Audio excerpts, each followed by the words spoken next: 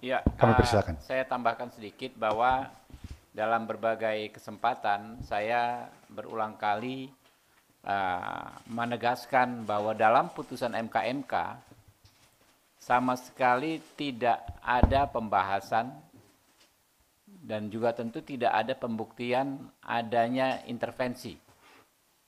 Ya, hal yang kemudian disebut dijadikan alasan untuk menjatuhkan hukuman pelanggaran berat terhadap saudara Anwar Usman. Ya. Jadi dalam 400 halaman putusan MK itu memang tidak ada. Kan kalau putusan dalam sebuah putusan itu kan sebuah fakta diambil dari keterangan saksi dan petunjuk alat bukti. Dan dalam putusan tersebut seluruh saksi termasuk 9 orang hakim konstitusi selaku terlapor, termasuk 4 orang saksi fakta, tidak ada satu orang pun yang menyampaikan keterangan terkait adanya intervensi. Juga alat bukti yang dihadirkan tidak satu alat bukti pun yang menunjukkan terjadinya intervensi.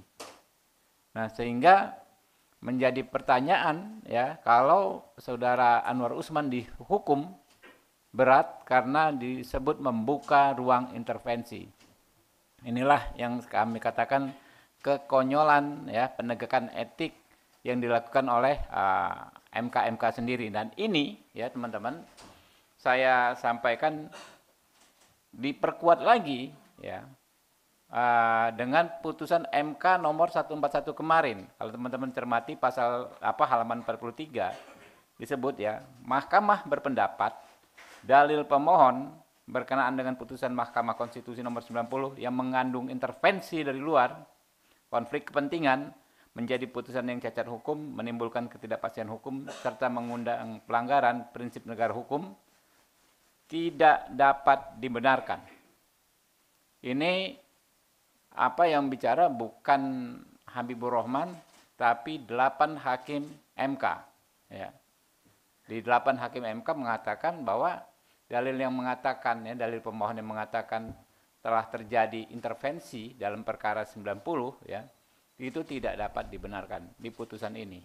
Sehingga semakin terang dan jelas sebetulnya Bapak Anwar Usman ini korban kambing hitam, ya, orang yang sengaja dicari kesalahannya sekedar untuk melakukan legitimasi ya terhadap diktum putusan MK.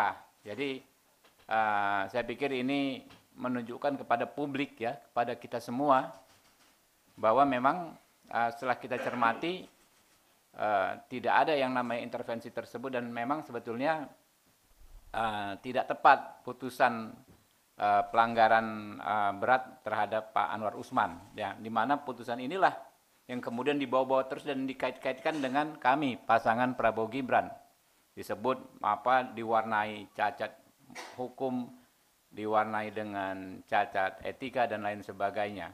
Itu menurut kami salah satu hal yang terpenting.